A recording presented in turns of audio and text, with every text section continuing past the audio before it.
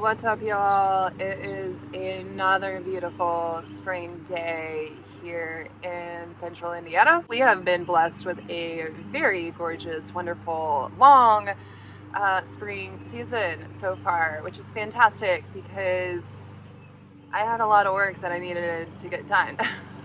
And I still have plenty of work to get done this weekend. There has been so much progress that has been made so far in the 2 existing beds that I have going on right now, and hopefully by the end of this weekend both beds will be completely planted out and I can move on to phase 2 of my project, which is getting brand new compost and topsoil delivered so that I can build out the 3-sister garden back here and then actually build the raised beds, which I'm completely redoing the beds. My original plan was to create 4 uniform in length and width beds based off of the 4x18 beds that I had created before, just to have it visually appealing.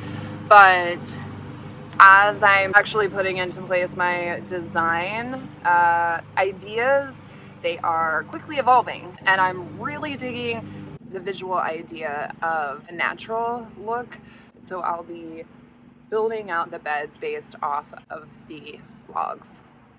So that will be coming up soon, which is really exciting. And then after that, I will be landscaping out the cottage garden around the deck. The cottage garden I will actually be tilling up,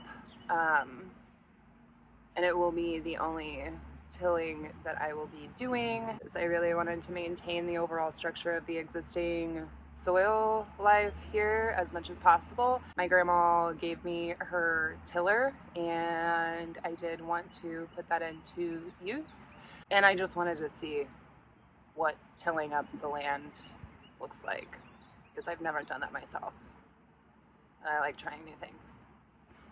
Today I need to finish out planting bed number 2, which is the same bed that I grew my fall garden in, and I thought I would take you all along. It's actually very difficult to figure out the camera management for this, so this is just gonna have to suffice for now. So like I said, this bed was my fall garden bed, so I had already had the compost filled in here. I just amended it this season. The amendments that I always use, which is aged cow manure, mushroom compost, and happy frog. So I just added 2 of each and then mixed it, kind of just like mixed it together, brushed it on the top, and watered it down really well yesterday. It's still pretty moist, so I'm not gonna water it before I put these in. Getting started, last night I planted out 35 celery plants, and I still have a couple more planned out.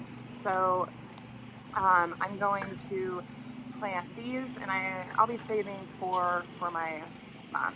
So the celery that I planted in that bed, I had kept them just around a foot apart. But after reviewing Johnny's, it looks like I can put them a little closer like 6 to 8 inches. So I'm going to play around with that spacing over here. I'm really excited for celery because I've never grown it before, and from what I understand, it's not the easiest vegetable to grow. It's quite finicky. It doesn't like a lot of heat. It needs a lot of water. I'm very interested to see how it's going to turn out for me. When I'm planting these out, I'm actually planting them in like mini mounds. I like planting in mounds because it ensures that the plant's not going to get oversaturated, and this bed isn't completely full. And so when it rains, I like to make sure that the rain is falling through and allowing that moisture to go through the roots. I don't want the rain to just sit on top of the plant and drown it out, so that by creating a mound, the rain falls on the plant and then it kind of pools around like a little moat, you know, around a castle, and then that water allows for the slow release into the root systems below. At least that's my thought process. So this bed, it was mulched previously over the fall with straw, but I've been doing some more research into the benefits of using wood chips. So the wood chips that are on here were processed over a season. I'm not exactly sure if that's long enough, but we'll see. So far the plants don't seem to be too impacted from the ones that I have planted out right now, or the ones that I have already planted out. When I amended the soil, I just brushed all of the excess wood chips, which you can see here off to the side, and then I'm planting them, and as I'm planting them, I'm spreading the wood chip mulch around, but I'm making sure to keep the chips away from the plant itself so that it doesn't starve out the nutrients. I have 2 celery plants per cell in this 6-cell tray, and so I'm separating them now, and I definitely let them get a little root bound. The ones that I ripped apart yesterday didn't really seem to mind, so I think they're okay. I'm just going to keep that in mind next year. And also, I started these in January. I think that's a bit too early. I think I could have gotten away with planting them in early February.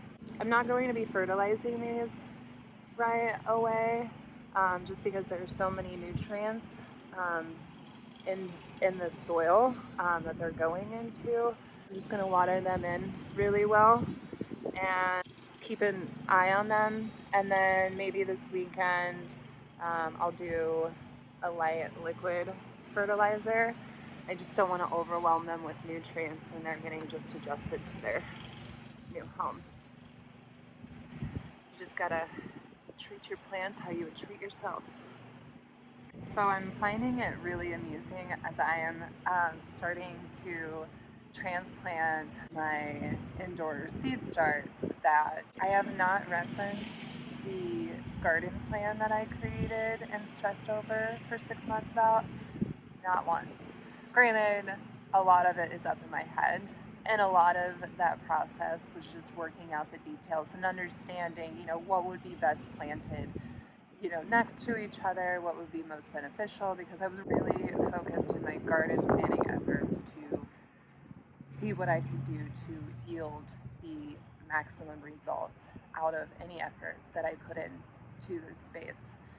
What I'm planning out isn't where I thought I was going to plan it out. I just kind of got into this situation where my plant starts needed to go out into the garden, and where I wanted them in the future beds isn't a possibility just due to time restriction.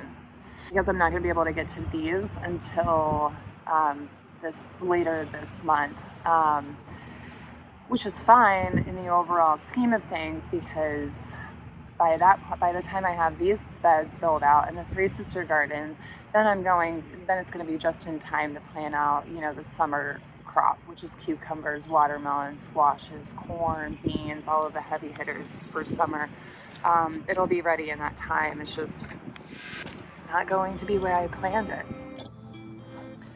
All right, y'all, I had to cut yesterday's video short because my phone died.